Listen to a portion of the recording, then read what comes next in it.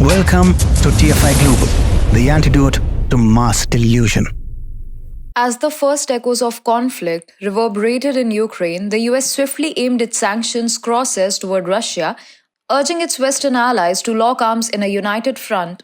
Yet, amidst this fervent call to action, a shadow of doubt crept in, haunting the corridors of American diplomacy. The fear loomed large. Would the European powers heed this call, or would they dance to a different tune? President Biden, with steely resolve, proposed sanctions, aware that the European allies, especially Germany, might hesitate to march in lockstep. His concerns stemmed from the potential wavering of Scholz, whose constituency's lukewarm support for Ukraine hinted at potential discord. With a biting chill of winter looming, the specter of prioritizing the warmth of homes and the prosperity of industries casted a shadow over the unwavering support for Ukraine against Russia. Soon that worry turned real. Scholz and his pals in Europe got tangled up in worrying about their own energy safety. They were stuck in a tight spot, torn between what they wanted to do and what they felt they had to do to keep their homes cozy and their industries running smooth. The big idea of slamming Russia with energy penalties hit a roadblock because they were too busy looking out for number one. But in the middle of all this sticky diplomacy, President Biden, a master of backup plans, started thinking up a different way to deal with this crazy world map of politics. He greenlit an attack on the Nord Stream. Yeah, you heard that right. See, this move wasn't just about Russia, it was a direct jab at Germany, believe it or not.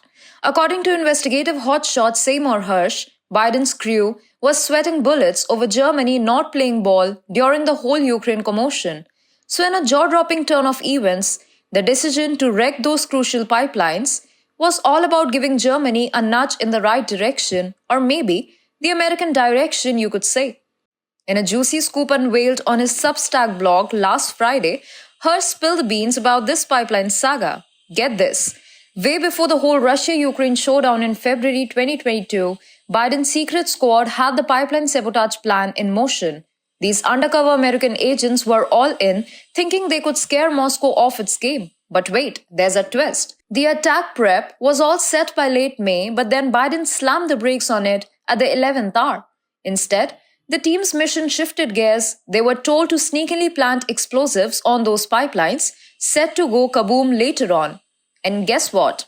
When the fireworks finally went off in late September 2022, it looked less like a jab at Moscow and more like a direct shot at Berlin. Yep, seems like the timing was more about sending a message across the pond than anything else. Biden's timing seemed aimed at Chancellor Olaf Scholz. Some in the CIA believed that the president's fear was that Scholz, whose constituents were lukewarm in their support for Ukraine, might waffle with winter coming on and conclude that keeping his people warm and his industries prosperous was more important than backing Ukraine against Russia, Hersh wrote. Not to mention, the annihilation of those pipelines dealt a severe blow to Germany's economic prowess, marking a stark departure from its once dominant position in global markets, flaunting luxury cars and top-tier industrial gear. This catastrophe ushered in what summed up as a lightning-fast deindustrialization phase for the nation. But wait, there's more fallout from this economic earthquake. Germany's political landscape has witnessed a seismic shift too. The surge in support for right-wing factions like the Alternative for Germany has been fueled, in part, by the nation's economic downturn.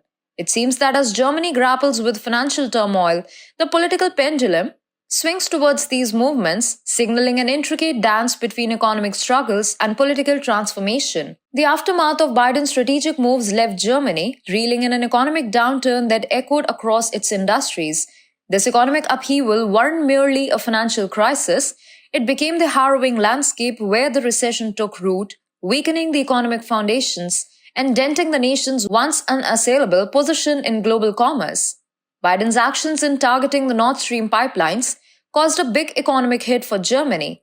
This wasn't just about politics, it put Germany in a tough spot financially. The move basically messed with Germany's industries and made things worse.